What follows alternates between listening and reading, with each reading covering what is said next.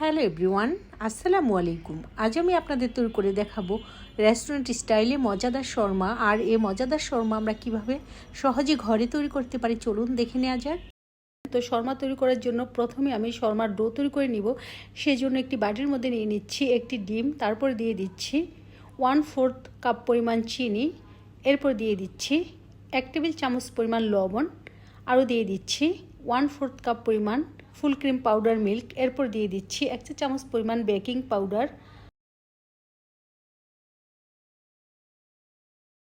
এরপর দিয়ে দিচ্ছি 1.5 চা চামচ পরিমাণ ইস্ট,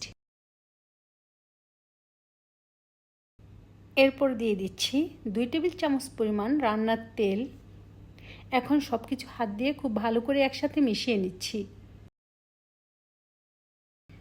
তো এটা মেশানো হয়ে গিয়েছে। এখন এর মধ্যে দিয়ে দিচ্ছি আমি 2.5 কাপ পরিমাণ ময়দা, আরও দিয়ে দিচ্ছি আধা কাপ পরিমাণ কর্নফ্লাওয়ার দিলে শর্মার রুটি তৈরি করার পর অনেকক্ষণ পর্যন্ত সফট থাকে। এরপর দিয়ে দিচ্ছি 1 কাপ পরিমাণ হালকা কুসুম গরম পানি। পানিটা এমন গরম হতে হবে যাতে পানির মধ্যে একটি আঙুল ডুবিয়ে রাখলে আঙুলটা পুড়ে না যায়। আর এখানে অতিরিক্ত গরম পানি দেওয়া যাবে না, তাহলে ইস্টের কার্যকারিতা নষ্ট হয়ে যাবে। এখন সব কিছু আবারও হাত দিয়ে খুব ভালো করে একসাথে মিশিয়ে নিচ্ছি।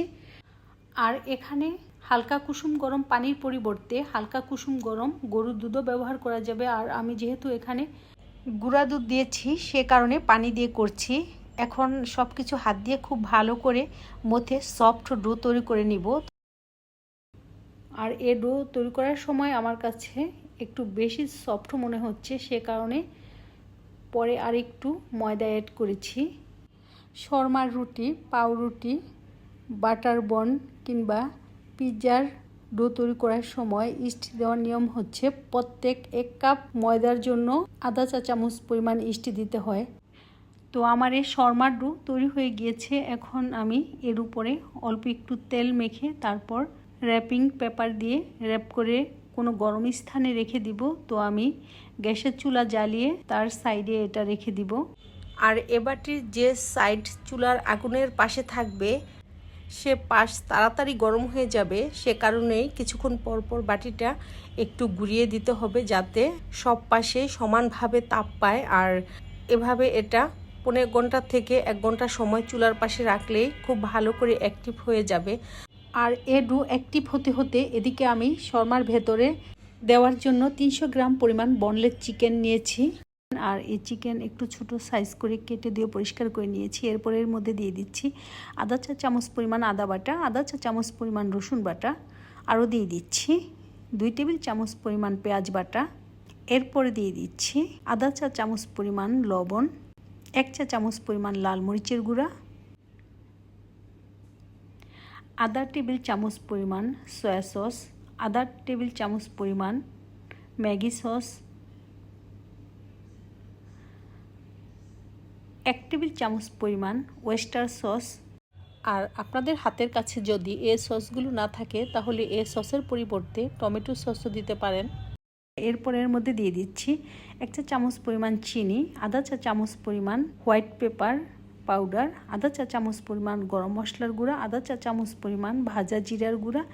এখন সব কিছু একসাথে খুব ভালো করে মিশিয়ে নিচ্ছি।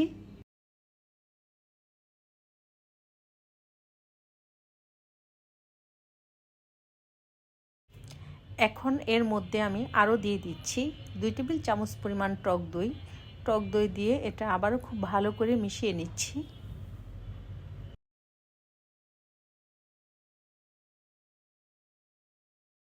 তো এটা মেশানো হয়ে গিয়েছে। এখন এটা এক সাইডে রেখে দিব। আর এই মশলা মেশানো মাংস বেশি সময় নিয়ে ম্যারিনেট করতে হবে না, মশলা মাখিয়ে সরাসরি রান্না করা যাবে। তো এটা রান্না করার জন্য চুলাতে একটি কড়াই বসিয়ে এর মধ্যে দিয়ে দিচ্ছি আমি প্রায় 5 টেবিল চামচ পরিমাণ রান্নার তেল খুব ভালো করে গরম করে এরপর এর মধ্যে দিয়ে দিচ্ছি 3টি পেঁয়াজ কুচি। এরপর পেঁয়াজ একটু নেড়ে চেড়ে তারপর এর মধ্যে দিয়ে দিচ্ছি তৈরি করে রাখা মাংস দেওয়ার পর খুব ভালো করে নেড়ে চেড়ে 1 থেকে 2 মিনিট এভাবে ভেজে নিব। আর মাংস 1 থেকে 2 মিনিট সময় এভাবে ভেজে নেওয়ার পর তারপর যে বাটিটি দিয়ে মাংস ম্যারিনেট করেছি সেই বাটিটি ধুয়ে এর মধ্যে প্রায় 1 কাপ পরিমাণ পানি দিব। আর এই 1 কাপ পরিমাণ পানি দিয়ে এই মাংস খুব ভালো করে রান্না হয়ে যাবে। এখন এই মাংসের মধ্যে আমি আরও 2 টেবিল চামচ পরিমাণ চিলি সস দিয়ে দিচ্ছি। আর আপনাদের বাসায় যদি এই চিলি সস না থাকে সেক্ষেত্রে টমেটো সসও দিতে পারেন। আর চুলার আঁচ মিডিয়াম হিটে রেখে এই মাংস 8 থেকে 10 মিনিট সময় এভাবে রান্না করে নিব। আর এই রান্না করা মাংস দিয়ে ফাস্ট ফুডের অনেক আইটেম তৈরি করা যায়, যেমন শর্মা, pizza, sub sandwich, burger, chicken bun, chicken meat box ইত্যাদি। আর এই মাংস আমরা একসাথে অনেক বেশি রান্না করে তারপর সেটা ডিপ ফ্রিজে ফ্রোজেন করে ফাস্ট ফুডের এই আইটেমগুলো আমরা খুব সহজেই ঘরে তৈরি করতে পারি। তো কথা বলতে বলতে আমার এই চিকেন রান্না হয়ে গিয়েছে। এখন এটা আমি চুলা থেকে নামিয়ে ঠান্ডা করে নিব। আর শর্মার টপিংয়ে দেওয়ার জন্য এখানে আমি কিছু ফ্রেশ ভেজিটেবলস আর কোরিয়ান্ডার লিভস ও গ্রিন চিলি নিয়েছি। তো এই সবজিগুলো আমি এখন একে একে কেটে নিব। তো প্রথমে আমি ক্যাবেজ কেটে নিচ্ছি। তো আপনাদের ইচ্ছে হলে ক্যাবেজ দিতেও পারেন, নাও দিতে পারেন, তবে রেস্টুরেন্টগুলোতে ক্যাবেজ দেওয়া হয় সে কারণে আমিও দিয়ে দিচ্ছি। এখন কাঁচামরিচগুলো কেটে নিব। তো এখানে আমি 5টি কাঁচামরিচ নিয়েছিলাম। তো 5টি কাঁচামরিচ পুরা দিব না, 3টি দিব, 2টি রেখে দিব।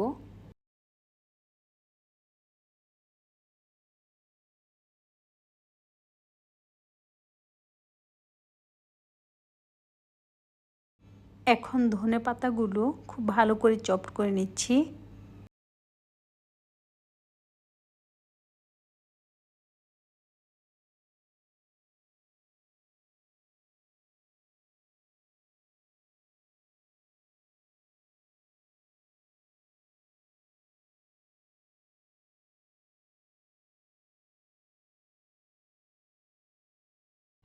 এখন শসার চারপাশের শক্ত অংশ পাতলা করে কেটে নিচ্ছি। আর এর ভেতরে যে নরম রসালো অংশটা আছে এটা আর এটার মধ্যে দিব না, কারণ এটা দিলে শর্মার টপিং খুব তাড়াতাড়ি নরম হয়ে যায়, অর্থাৎ এটা থেকে পানি ছেড়ে দেয়। এখন আমি এই শসা চারপাশে শক্ত অংশ খুব ভালো করে মিহি চপ করে নিব।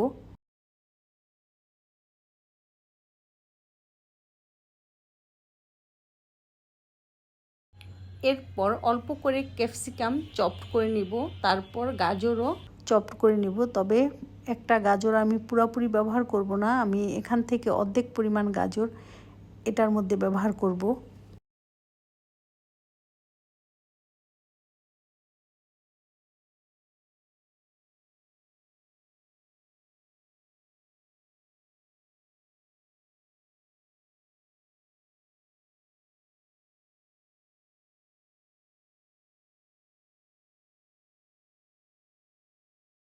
সবগুলো ভেজিটেবলস কাটা হয়ে গিয়েছে। এখন এগুলো আমি বাটির মধ্যে তুলে নিচ্ছি।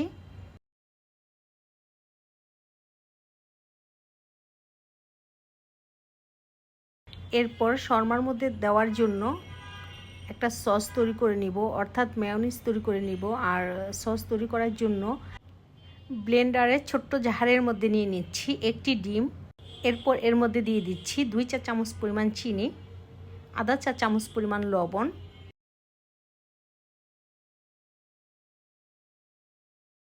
2 টেবিল চামচ পরিমাণ লেমন জুস। এরপর দিয়ে দিচ্ছি 2 কোষ রসুন আমি একটু থেতলিয়ে নিয়েছি, অর্থাৎ শিল দিয়ে ছেঁচে নিয়েছি। এরপর দিয়ে দিচ্ছি 1/4 কাপ পরিমাণ গুঁড়া দুধ। এখানে আমি ফুল ক্রিম পাউডার মিল্ক নিয়েছি। এরপর দিয়ে দিচ্ছি তেল। তো আমি এখানে 1.5 কাপ পরিমাণ তেল নিয়েছি। তো 1.5 কাপ তেল আমি একবারে দিব না, 3 থেকে 4 বারে অল্প অল্প করে দিব। এটা ব্লেন্ড করব আর দিব, এভাবেই এটা তৈরি করে নিব।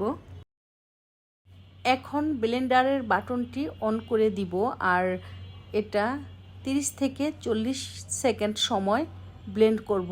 আবার ঢাকনা তুলব, আবার তেল দিব, এমন করে 3 থেকে 4 বার তেল দিয়ে এটা তৈরি করে নিব। আর এই মেয়োনিজ তৈরি করার জন্য আমি 1 কাপ পরিমাণ তেল নিয়েছিলাম। 1 কাপ পরিমাণ তেল আমার পুরা লাগেনি, 2 টেবিল চামচ পরিমাণ তেল রয়ে গিয়েছে। আমার এই মেয়োনিজ তৈরি হয়ে গিয়েছে। এখন এটার মধ্যে আমি 2 রকমের সস অ্যাড করব। তো প্রথমে দিয়ে দিব আমি 2 টেবিল চামচ পরিমাণ চিলি সস, আরও দিয়ে দিব 2 টেবিল চামচ পরিমাণ টমেটো সস। তো সস দিয়ে একটু নেড়েচেড়ে আবার এটা খুব ভালো করে ব্লেন্ড করে নিচ্ছি। আর এটা ব্লেন্ড হয়ে যাওয়ার সাথে সাথেই স্টিলের ব্লেন্ডার থেকে এটা যে কোনো কাচের অথবা সিরামিকের বাটির মধ্যে ঢেলে নিতে হবে, কারণ এটার মধ্যে লেবুর রস দেওয়া হয়েছে। আর লেবুর রস অনেক টক, আর কোনো টক জাতীয় খাবার স্টিলের পাত্রের মধ্যে রাখলে সেটা থেকে কেমিক্যাল রিয়াকশান হয়ে সে খাবার তিতা হয়ে যায়। সব প্রিপারেশান কমপ্লিট হতে হতে এদিকে আমার তৈরি করে রাখা শর্মার ডো অ্যাক্টিভ হয়ে গিয়েছে। এখন এটা থেকে পলিথিন আলাদা করে এটা খুব ভালো করে মথে নিব। আর মথার সময় যদি এর ডো হাতে লেগে যেতে চায় তাহলে এর মধ্যে অল্প করে ময়দা ছিটিয়ে নেওয়া যাবে। আর এর ডো অ্যাক্টিভ হতে 1 ঘন্টার মতো সময় লেগেছে। আর এর ডো ভালো করে মথে নেওয়া হয়ে গিয়েছে। এখন এটা থেকে আমি শর্মার রুটির জন্য ছোট ছোট প্যারা তৈরি করে নিব। আর 3 কাপ পরিমাণ ইনগ্রিডিয়েন্টস দিয়ে আমার 60টি শর্মার প্যারা হয়েছে। এখন 6টি প্যারা আমি বোলের মধ্যে ডেকে রেখে দিব। আর একটি প্যারা দিয়ে আমি রুটি তৈরি করে নিব। আর আমরা যে স্বাভাবিক রুটি তৈরি করি ঠিক সেভাবেই এই রুটিটি আমি তৈরি করে নিব। তো রুটিটি তৈরি করার আগে এটা খুব ভালো করে গোল করে তারপর এর উপর একটু ময়দা ছিটিয়ে নিতে হবে। আর এই রুটিগুলো বেলার পর এগুলো আমি ইলেকট্রিক ওভেন দিয়ে বেক করব। আর আপনাদের বাসায় যদি ইলেকট্রিক ওভেন না থাকে সেক্ষেত্রে আপনারা রুটি সেকার তাওয়া দিয়ে চুলায় করতে পারেন। তো আমার বাসায় যেহেতু ইলেকট্রিক ওভেন আছে সে কারণে আমি ইলেকট্রিক ওভেন দিয়ে করব।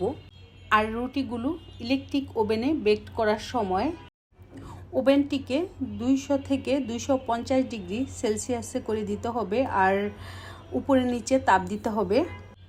আর এই রুটিগুলো আমি বেক করার সময় 4 থেকে 4.5 মিনিট ওভেনের মধ্যে রাখবো। আর রেস্টুরেন্টের রুটিগুলো 2.5 থেকে 3 মিনিট সময় রাখে। আর সে কারণে তাদের রুটিগুলো একটু বেশি সাদা হয়।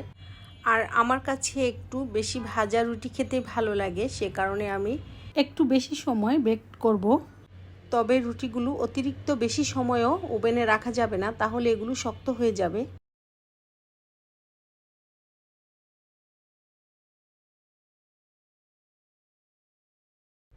ফাইনালি সব কিছু হয়ে গিয়েছে। এখন শর্মার টপিং জাস্ট মিলিয়ে নেওয়ার পালা। শর্মার টপিংয়ের জন্য এখন আমি একটি বাটির মধ্যে নিয়ে নিচ্ছি অল্প করে ভেজিটেবলস, কারণ শর্মার এই টপিং একসাথে অনেক বেশি তৈরি করা যায় না, তাহলে এটা বেশিক্ষণ রাখলে নষ্ট হয়ে যায়। এরপর এর মধ্যে দিয়ে দিচ্ছি আমি তৈরি করে রাখা মেয়োনিজ অর্থাৎ শর্মার সস। এরপর দিয়ে দিচ্ছি রান্না করে রাখা মাংস। এরপর দিয়ে দিচ্ছি অল্প করে রেড চিলি সস। তো আপনাদের হাতের কাছে রেড চিলি সস না থাকলে এখানে টমেটো কেচাপ অথবা টমেটো সসও ব্যবহার করতে পারেন। এরপর দিয়ে দিচ্ছি সামান্য পরিমাণ হোয়াইট পেপার পাউডার। এখন সব কিছু খুব ভালো করে একসাথে মিশিয়ে নিচ্ছি।